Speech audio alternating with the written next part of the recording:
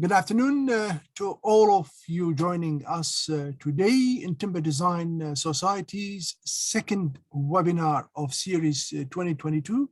My name is Namir Amsu, member of the TDS Management Committee. This webinar is kindly sponsored by the following organizations.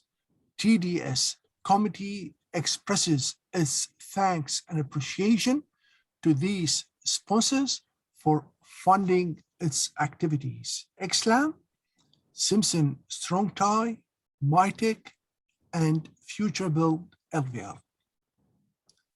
We welcome TDS members, CSOC, and EGP members joining us online in today's webinar. TDS warmly welcomes new members to join the society. You can apply online and complete the membership form at www.timberdesign.org.nz. TDS uploaded all previous recordings to its website. Please browse for TDS Webinar Series 2022 or last year 2021 web pages, and stay tuned for new webinar recordings. Today is TDS second webinar of the year in 2022 by Dr. Pierre Quenneville. He's back of University of Auckland about predicting brittle failures in timber connections to avoid them. TDS is pleased to announce its forthcoming confirmed webinars in 2022 series, third in the series coming on the 21st of April by Damon Otto to talk on introduction to mass timber construction. Then on the 4th in the series on 26th of May by Emma O'Neill to talk on from paper to reality, Tiara Opanga, Mary Potter Hospital Apartments, and then the 5th in the series on the 23rd of June by Barry Lynch and Owen to talk on embodied carbon tool discussion. And finally, as we have so far confirmed, the 6th in series on the 21st of July by Adam Jones to talk on structural design of CLT. So stay tuned for TDS 2022 webinars and forthcoming events. A few housekeeping remarks. Pierre will talk for 40 to 45 minutes. Then we'll have questions and answers from the audience for around 15 minutes before the hour when everybody returns back to work. This presentation recording will be kindly made available by G New Zealand and TDS very soon, as Holly said. A little bit information about Dr. Pierre Quenneville. He's a structural engineer by education. Pierre graduated from the Royal Military College of Canada. He holds a Master of Engineering degree from École Polytechnique in Montreal and a PhD from Queen's University in Kingston. He served with the Canadian Armed Forces as a military engineer and then pursued an academic career. Then he serves as member on the technical committee of the CSA 086 design of timber structures since 1992. His area of expertise is in timber connections, especially with their brittle failures. He was the proponent for the introduction of the design rules predicting all failure modes resistance for timber bolted connections. In 2007, he moved to New Zealand to take on the position of Professor of Timber Design at the University of Auckland, where he continued his research work on timber connections and proposed the introduction of design guidelines for the prediction of the resistance of for the groups of small double type fasteners in timber. Since 2011, his research work has covered timber connections for low damage timber structures. Pierre has consulted on many timber projects to optimize connections of all sorts. Once the presentation is finished, we will have questions and answers session. So please post your brief and short, I repeat, brief and short questions on the go using the question and answer button in the toolbar below, and it will be answered in sequence as time allows. You may like the published questions to determine which goes first in the queue. Thank you very much once again, and look forward to seeing you on 21st of April. Please allow me to welcome Dr. Pierre Quenneville. Pierre, thank you very much. Thank you, Namir, for this introduction. Start. Okay, so predicting brittle failures and timber connections to avoid them. It's been the topic of my interest for the last, well, since I've started my professional career since 1986. And I want to share with you what I think is the state of the art. My presentation will cover the following three main topics. I'll just go over a background on ductile and brittle failures, concentrating mostly on the justification for this presentation. Then I will delve into the brittle failures themselves, showing you some examples for both large and small dowel type fasteners. And then I will cover a bit in detail the design approaches and the proposed resistance equations that are being proposed in the upcoming version of AS/ANZS 1720.1.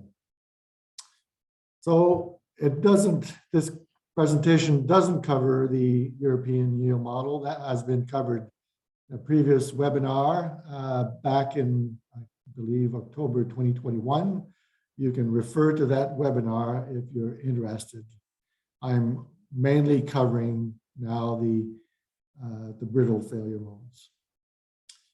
So in terms of what we know about connections, okay, ductile failures are somewhat desirable, but legally one can still design a connection which will fail in a brittle failure.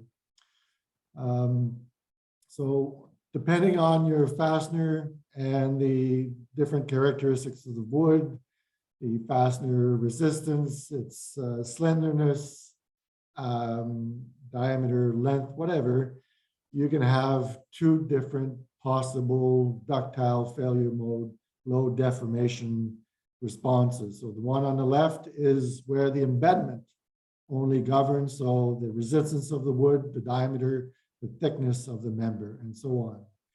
If there is fastener yielding, fastener bending, then the load deformation behavior on the right is possible. That's the best that can happen for a given number of fastener. Anything that if the failure happens and it's not a ductile resistance, the resistance will be less than what is shown here. Those are the 5 possible patterns of load deformation behavior that one can observe if a brittle failure happens.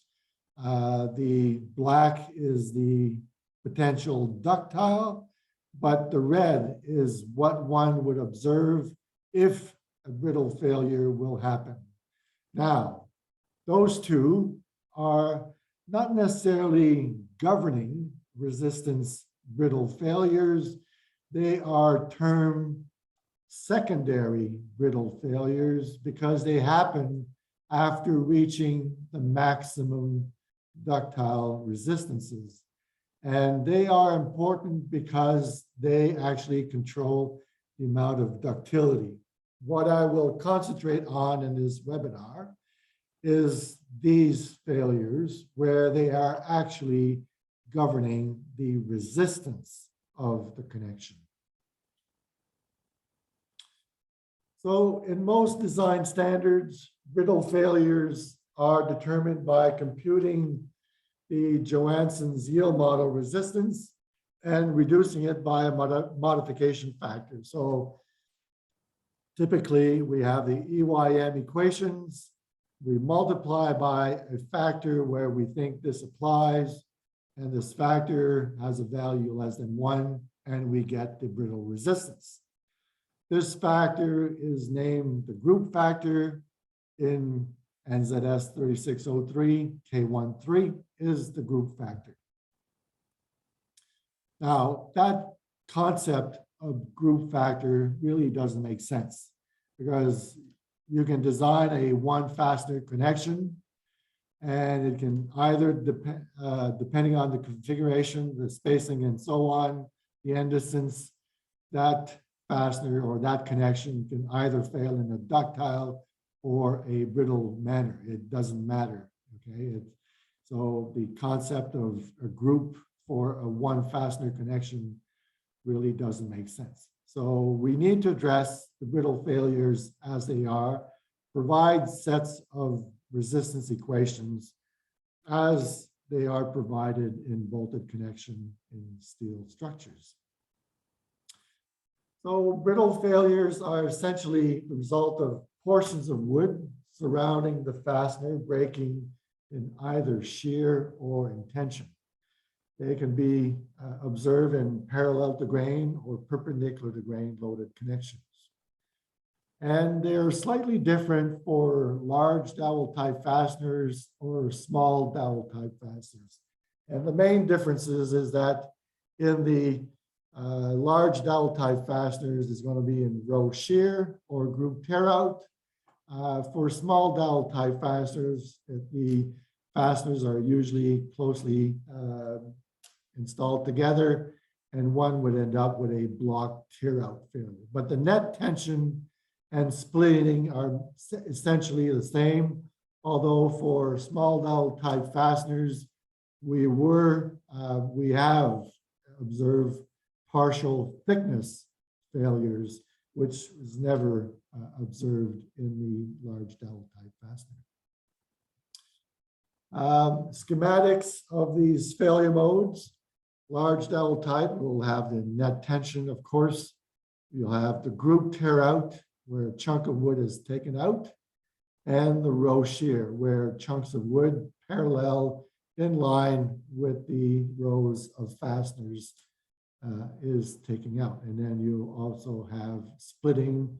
So we have tension perp to grain failures in the perpendicular to grain direction. All of these failures, okay, you always mobilize the entire group of fasteners. So there's no, it's not possible to have row shear with only the bottom two and leaving the upper two fasteners intact. Okay, you mobilize the entire group. That's a picture of a actual practical failure in a structure in Europe. Apparently, the net tension resistance was not checked and was missed. So it's already in the standard. It's not necessarily in the connection chapter. In the next version of the code, we're putting it in the connection chapter to make sure that everybody covers it. Row shear, you see on the left, and the failure planes associated with the rows, and in this one row connection, the chunk of wood being taken out. So it's never a perfect failure plane, but essentially you see the longitudinal shear plane associated with each row of bolts. In the group tear out, we essentially have two longitudinal shear plane and a combination of tension and shear between the last bolts. And it's not necessarily associated with rows that are very close together. This failure can be with rows that are spaced at 5D. Okay, so it's still possible. And we have a big chunk of wood being taken out. In the splitting, essentially it's for beam application, can happen at mid-span or any location. Essentially, we have a split. And if the connection is at the end of your member, it's probably more critical because it's a connection related to the support. Here, it's a load that is being transferred depending on the chunk of wood that is remaining. It may, you may still have a residual resistance of the beam, so it may not be a catastrophic failure, but if it is at the end of your member, it will probably result in a catastrophic failure. For small dowel type fasteners, there are three possible variations of the block tear out. So where you have lateral and bottom shear plane and a head tensile plane, or you can have a combination of head tensile plane and bottom shear plane, or the last combination is head tensile plane and lateral shear plane. For the splitting, similar to the large dowel type, you're mobilizing all of the fasteners and you end up with a split.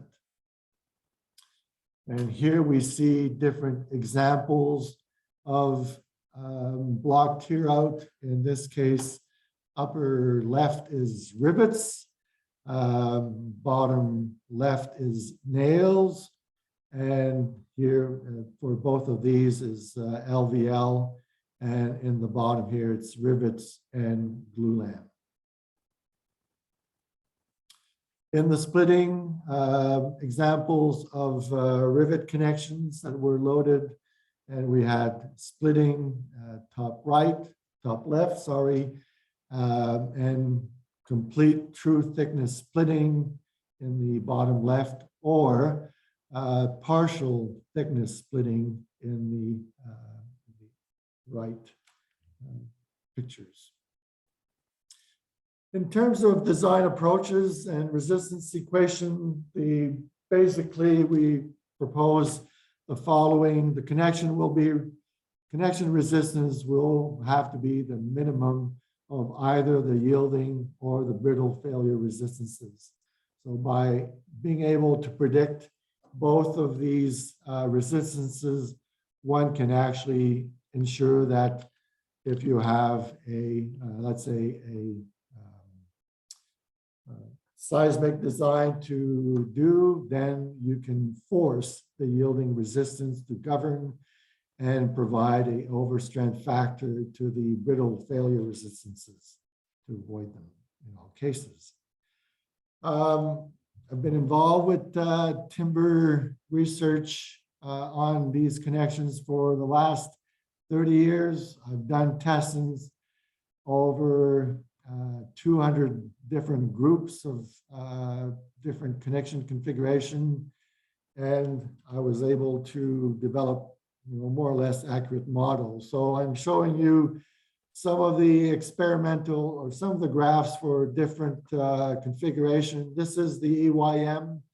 So at the bottom, you have the experimental average prediction and the group average resistance prediction. So, okay, everything is looking pretty much in line with the with this 45 degree line, which shows that if it's on the line, it's pretty good.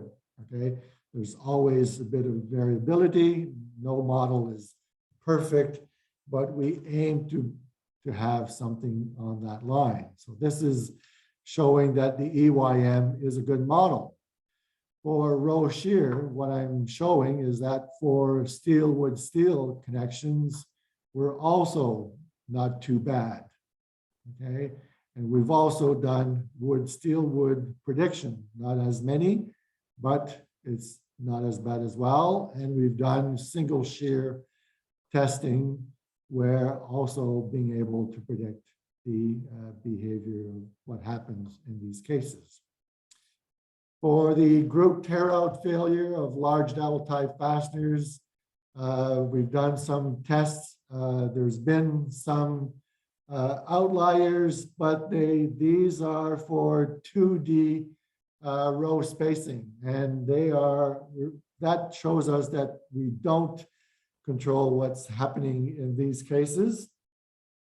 And we've put a limit on the minimum row spacing to 3D. And then the 3D testing that we've done are, those samples are in this group here. So we're pretty confident that we're controlling this. For small dowel type failures, block tear out failures, that was done mainly at the University of Auckland in the 2010-2013 timeframe. We are pretty confident with this as well. This was done on rivets. And we've used the same, the developed model to look at nail connections. And we've done some tests in Auckland. We've also used some of the test data available in the literature done in Europe. And we've been able to demonstrate that what has been developed for rivets is also applicable to nails, mind you, to stocky nails, but it's still applicable. And the fact that we were able to predict what the Europeans have tested gave us confidence that we were on the right track. So confidence is high in being able to predict resistance and the type of failure. So now I'm covering resistance of the large dowel type fasteners. Typically, a design will need to meet the following 3 requirements, and that will be more or less the same for large or for small dowel type. You will have an equation for the yielding, for the parallel to grain loading component, and for the perpendicular to grain loading component. Obviously, if it's loaded parallel to grain, the bottom one can be discarded. For the yielding failure mode, it's not covered in the webinar today, but whatever you calculate using the EYM set of equation needs to be higher than the applied load. If you have a parallel to grain component, the parallel to grain loading component will have to be smaller than the minimum of the row shear, the group tear out, or the net tension if the load is in tension. If it's under compression, then you have to look at the compression load resistance.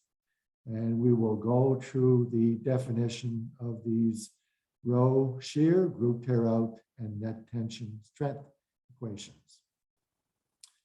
For the brittle failure perpendicular to grain in a member, the resistance perpendicular to grain is only equal to the strength perpendicular, so it's the splitting equation that will be presented. Now, in a typical application, consists of potentially many members. Okay, it could be steel, wood, steel, or in this case, wood, wood, wood. You will have, okay, same spacing in the rows for those fasteners. The end distance may not be the same, okay, by design or for whatever reason.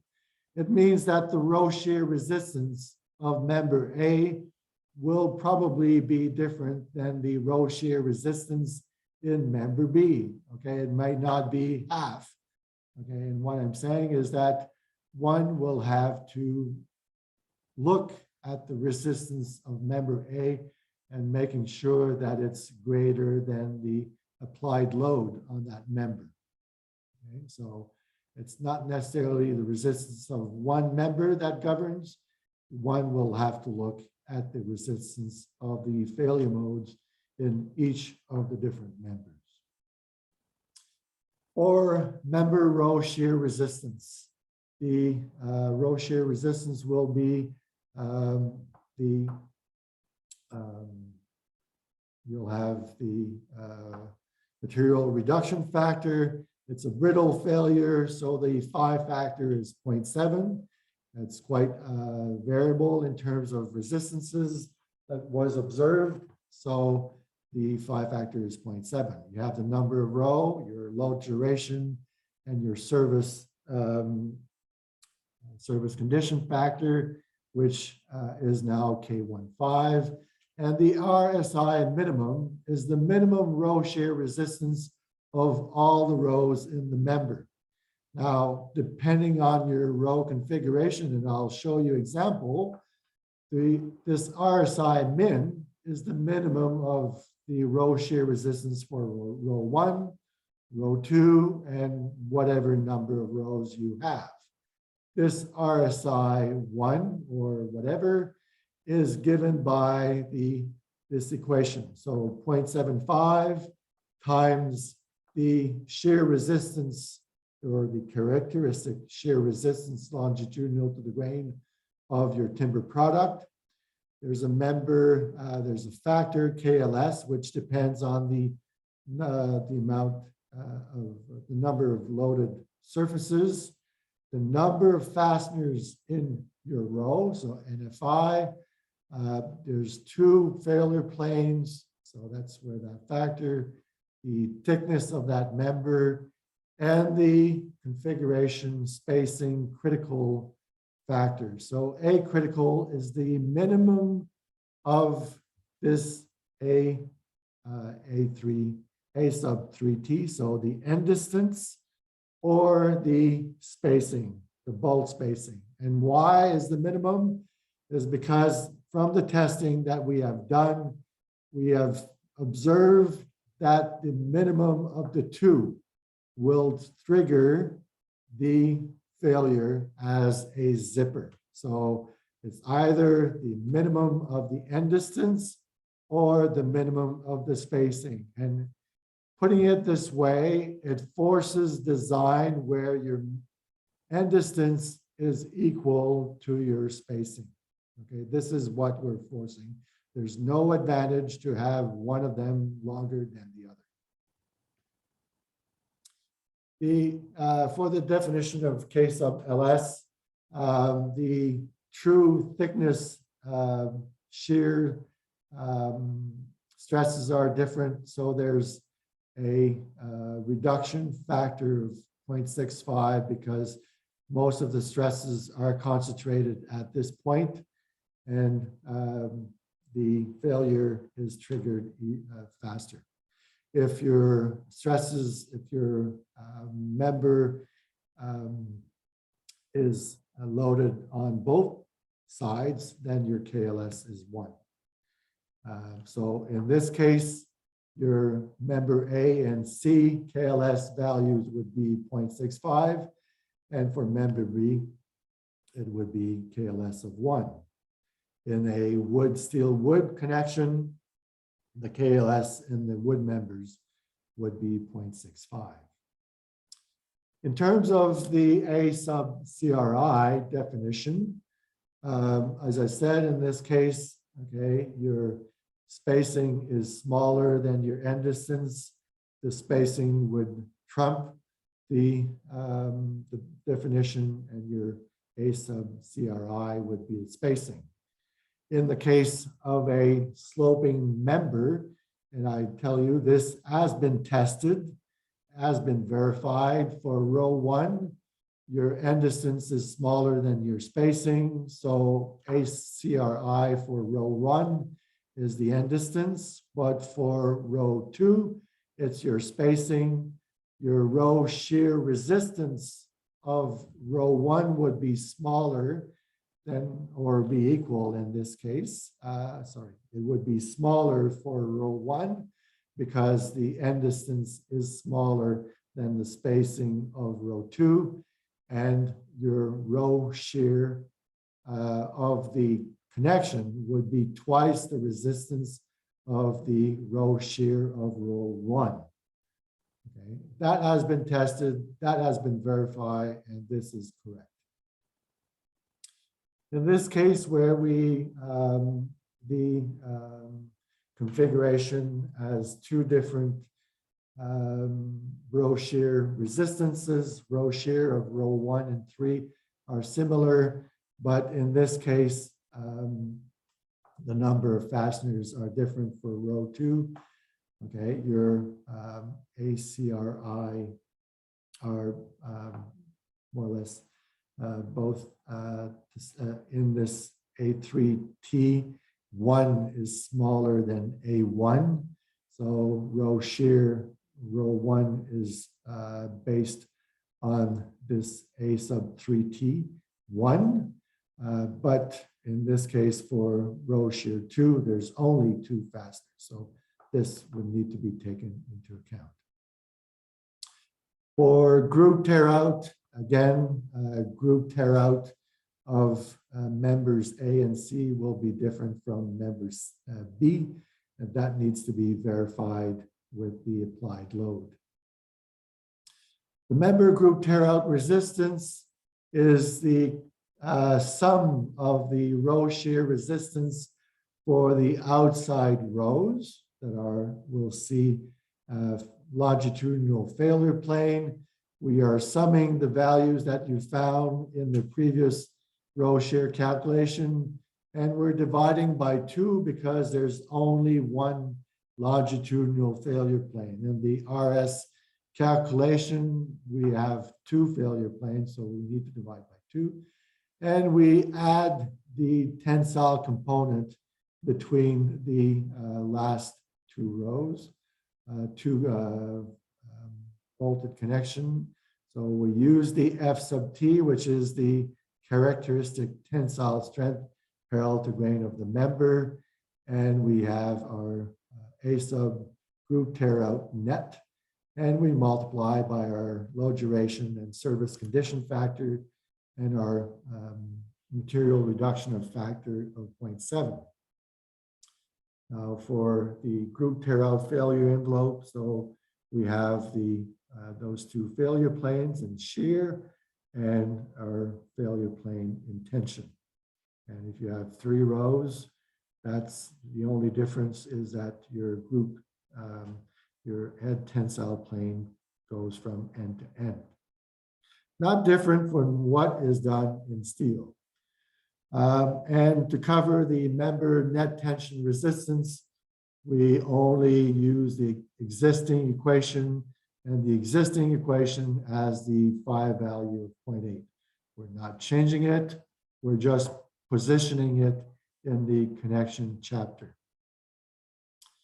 In terms of joint configuration characteristics perpendicular to grain for splitting, we have our depth of member and the height of the member which is mobilized at connection, and the width of the group is termed A sub AR, and we have our load. And this equation that is being proposed is based on fracture mechanics, and we are considering perpendicular to grain failure. So this is fracture mechanics, tension perp to grain, and fracture mechanics shear, because we found that at the corner joint, there's a combination of tension perp and shear that is applied to these fasteners. And the equation is really not really, so developed empirically, the thickness factor comes in. There's a KR factor that takes into account the number of fasteners in the columns in your configuration. And that value is greater than 1. It's a brittle failure. The variability is higher. So your phi factor is 0.7.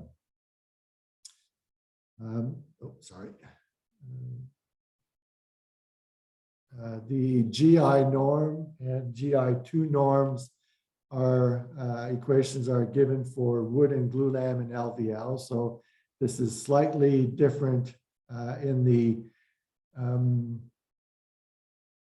wood and glulam and LVL, just because there's a bit more, a bit less variability. So slightly different behavior for LVL. For the shear, we found that it was more or less the same for all the materials.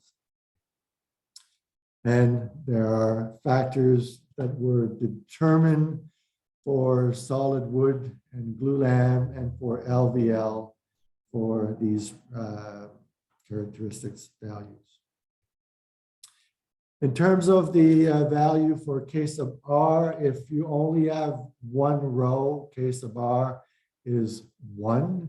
If there's 2 rows or more, then this value is going to be greater, and it's given by that equation. If you have a connection where you're not sure if it's a group or 2 groups of fasteners, then one will have to determine the resistance of this group, multiply by 2, or assume that it is considered as 1 group and use the AR of that 1 group and come up with the resistance of that 1 group and compare which one is the minimum. Moving on to the resistance of small dowel type fasteners, it's getting a bit more complicated in this case.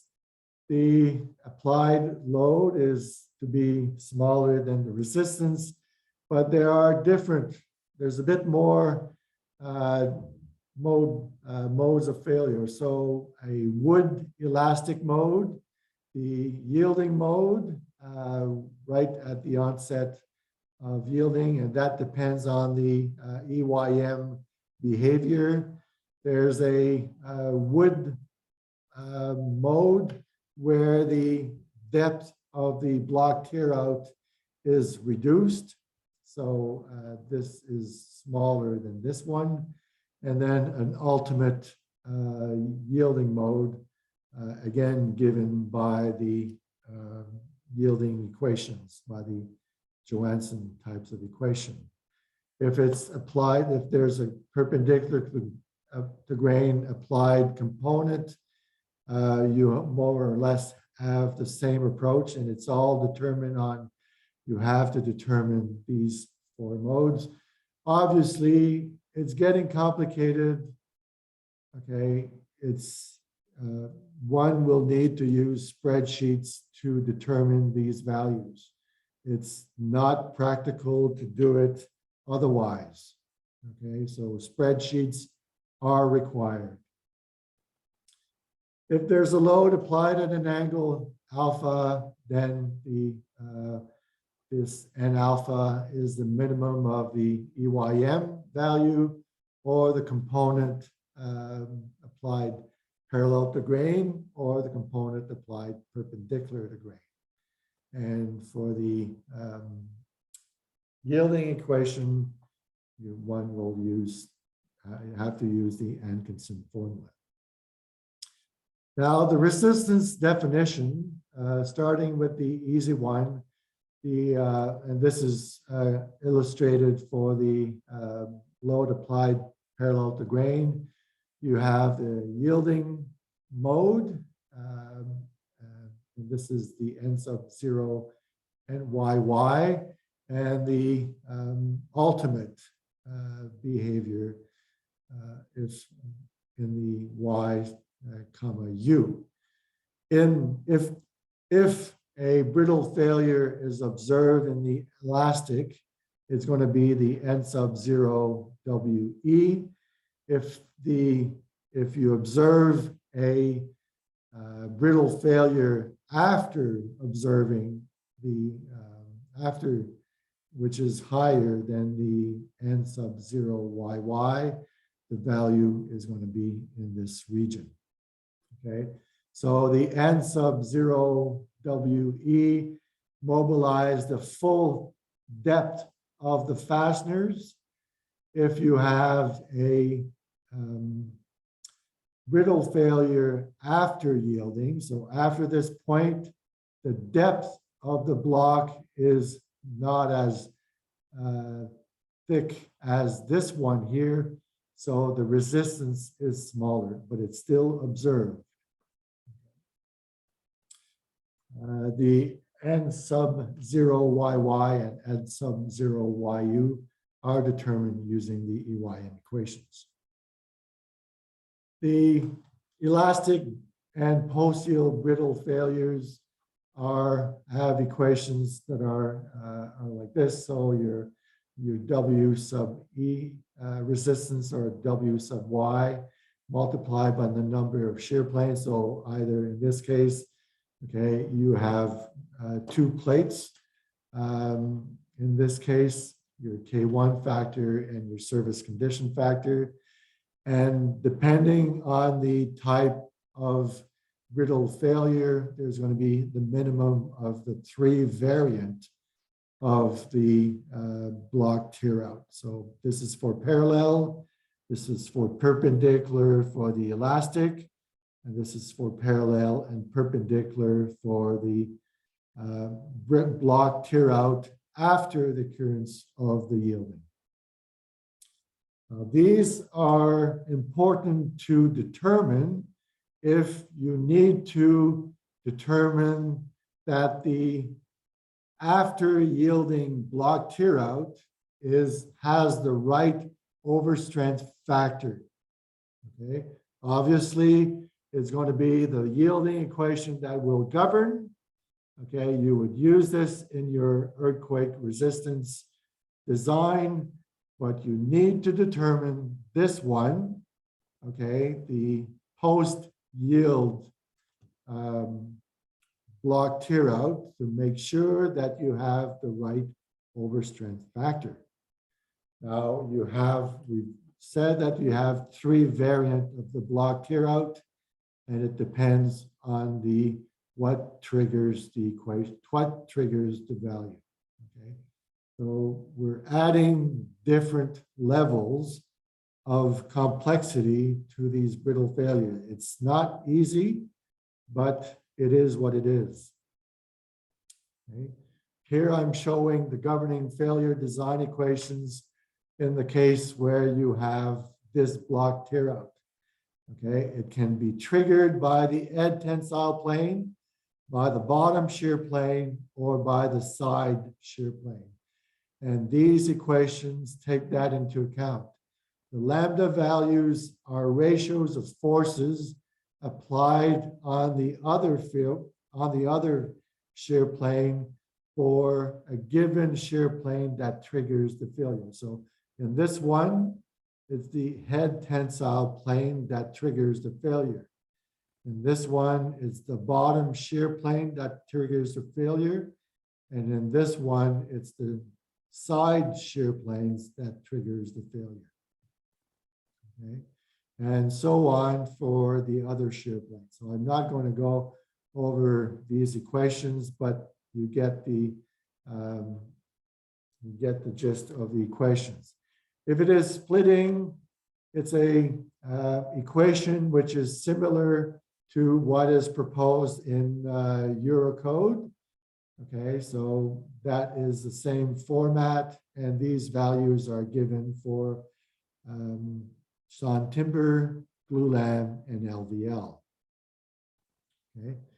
If the splitting failure resistance equation is partial, then we have a different failure mode equation, and it's given by this. I'm not going through this equation. It's going to come up in the next version of the code. Here I'm going to show you how this is these block tear outs are equations were developed. Okay, you have, one can appreciate that there's tension on the ed tensile plane, shear on the side plane, and shear on the bottom plane.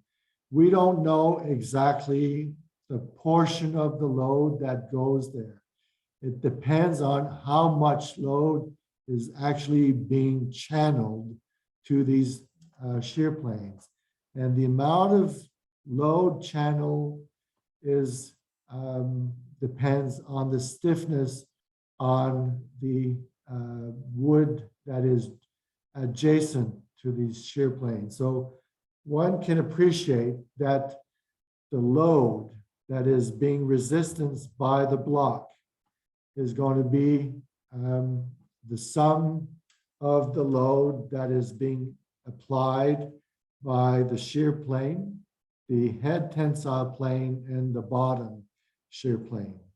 And the resistance, the model is based on the assumption that each of these failure planes carry a portion of the joint load, and that the failure of the block is triggered by the failure of any one of these failure planes. So one can appreciate that the members can look very differently. The block tear out will be the same. The load applied on each of these failure planes will be different, because in the right one, most of the load is going to the ed tensile plane, as compared to in the left case, where there's a higher proportion of the connection load that goes to the side plane and the bottom plane. So the load is different. Now, the load that is applied to the block is the sum of the load applied on each of these planes. And the first ratio that reaches 1 in terms of load applied on a given failure plane will trigger the resistance. So the first spring that breaks triggers the failure in the entire block. And that is the model that was developed to come up with these equations. Okay, I don't know if we have time, but those slides will be made available and it shows essentially a wood connections for a dowel type connections. I'm not going to go through the slides now. I'm pretty sure we have questions. So essentially, look at the slides. If you have any questions, okay, essentially, I'm going through the design of the connections. We're looking at the EYM resistance, the row shear, the group tear out, the net tension, and the splitting in the side members. And we find that the governing failure mode is the splitting equation. Unfortunately, it takes a bit of a time. It's a topic that may need more time. There will be a roadshow by TDS coming later this year. I will be presenting exactly what is going on, what I've provided here in this webinar, but over probably an afternoon. So I'll have more time to cover these equations in more details. But in summary, okay, brittle failure resistances can be determined. The design of these connections is not simple. I really think that spreadsheet design tools are necessary. If you have any questions, and we don't have time to answer them right now, please email.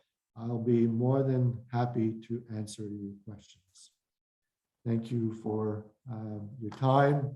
I'm sorry, there's lots of material. I wish I'd had more time, but Namir, I'm happy to answer questions. Thank you very much, Pierre. That was great talk, very impressive and thorough for brittle failures and their modes and how to avoid them. Really interesting, and we look forward for your handouts. It will help a lot of engineers in their day-to-day practice.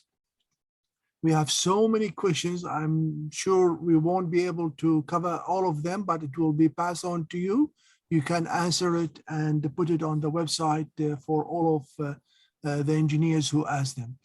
The first question telling us, can the group tear out occur in non-laminated members as well? Or is this only a result of the laminations which cause this type of failure? Good question. So if you have, let's say, laminations, there are some LVL sometimes with crossband LVL. So one would be able to restrict it, or if you want, if there's other ways to prevent these brittle failures by putting, screws, self-tapping screws that will act to restrict the longitudinal shear.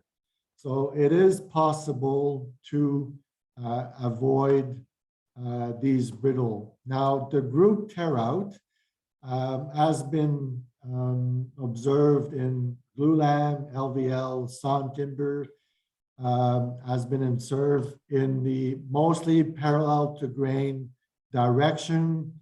I've only been able to observe it in the perpendicular to grain direction for LSL. So it's this North American chipboard type of product where we were able to pull out chunks of wood in perpendicular, but otherwise perpendicular to grain, there's no group tear out failures. Splitting perp to grain can be also restricted if you have cross-banded LVL or if you use reinforcement such as those fully threaded screws. But this is another calculation. So if you find that your splitting resistance is lower than your load, you have to make sure that your reinforcements act as, you know, you take the load below the split line and you take the load above the split line. But it can be done, yes. The Europeans are coming up with, I believe, a design guide for reinforcement of connections or members using these European screws. So that's, you know, I would advise looking into those, this coming design guide, if it's not already available. Okay, second question. Could you please describe the connection failure planes for walls hold downs, which brackets at the ends of the walls? I would imagine that is referring to CLT walls. It's not mentioned, but I suspect that you're referring, that the question referred to this. Depending on the amount of, if it's a true, if it's a large dowel type fastener or a single like nails or rivets, it's quite different. So if you're using bolts, there will be brittle failures, or they may be brittle failures. But what has been observed is that the failure is normally occurring or observed very close to the yielding resistance of the fastener. And so one would get a yielding failure to govern the resistance. The trick is to how much, okay? How high is the failure to make sure that the overstrength factor is achieved in the CLT, okay? What has been observed is that it's the outside lamination in a CLT wall that will be pulled out, okay? Normally in the CLT in New Zealand, those laminations are not very strong, and one may be restricted by the tensile resistance of the outside lamination to resist or to prevent a brittle failure in the outside lamination. I've seen cases where LVL was specified on the outside laminations at the ends of the CLT wall to make sure that the tensile strength of these laminations was sufficient. Okay. Thank you. Next question. Any considerations need to be taken for using these equations into CLT? CLT, there is some, well, I just said that CLT usually will trigger the outside, but what I've seen used in North America is that they are using steel plates on the inside, cutting through the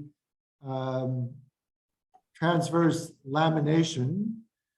So you're removing the laminations that are not so important in your connection and still have all of your, or mobilizing most of your outside lamination and your inside middle lamination that can be parallel to grain in this case, and getting a higher strength.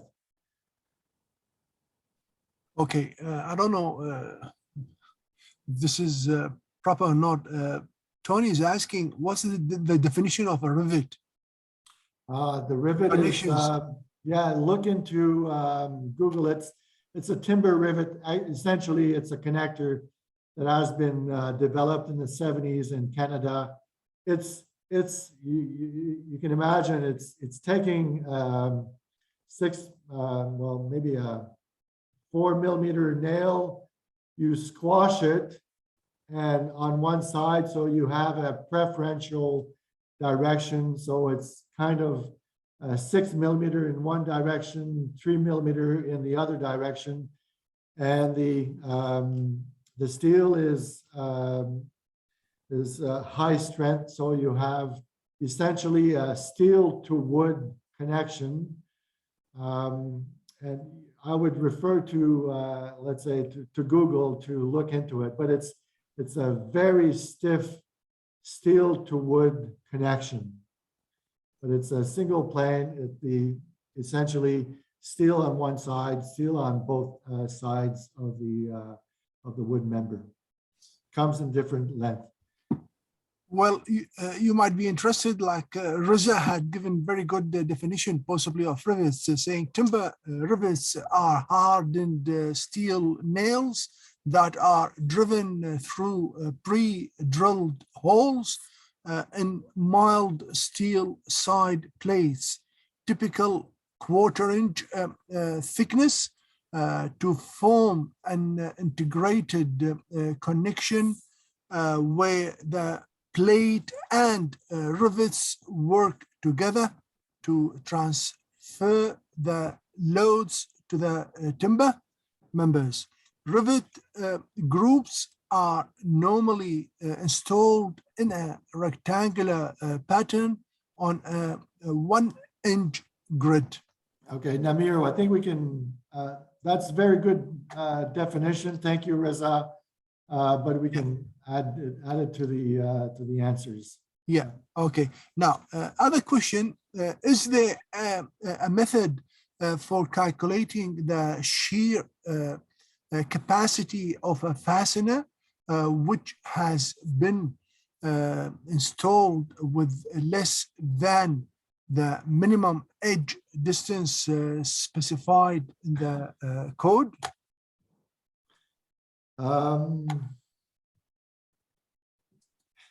Well, there may be, okay, but it's not reliable. I would prevent, if you have a case like this, I would prefer to recommend reinforce the connection and don't rely on that connector, which is out of the range of the reliable prediction of the equations. I would not recommend it doing it this way. Okay. Yeah. Okay. Next, are these calculations going to be included in an upcoming AS/NZS 1720.1? Yeah, everything that I've shown here is in the code, in the next version. Very good. Yeah. Okay. Next. Same terminology, same variables, names, and everything. Yeah. Sandeep had asked expected date of the new timber code to be available, to be published. Don't know, sorry, not under my control. I would hope that it's in this year. Yes. I think the draft will be published later this year for comments. Yeah. Another question, what prevents the group tear-out failure occurring with a large tensile head to the edge of the timber? That is to say, one tensile plane and one shear plane, L-shaped failure plane versus U-shaped failure plane. Do you think that they are referring to the small dowel type or the, I'm not sure I understand exactly the question.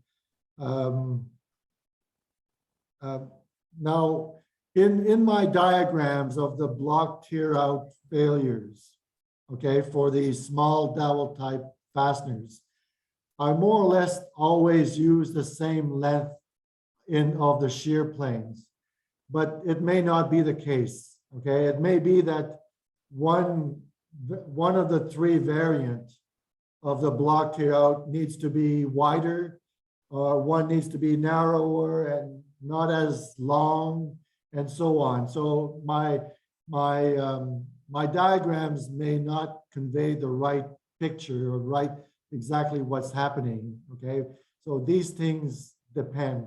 The other thing is one material might have a different shear resistance,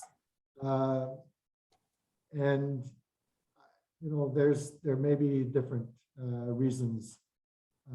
So it's really hard to predict what, and the only thing that will, I would say, very hard to get a feeling of, okay, selecting a group that will say, I will get this mode of failure. At this point, I've only been able to acquire experience by really playing with the spreadsheets, okay, the spreadsheets that can be developed.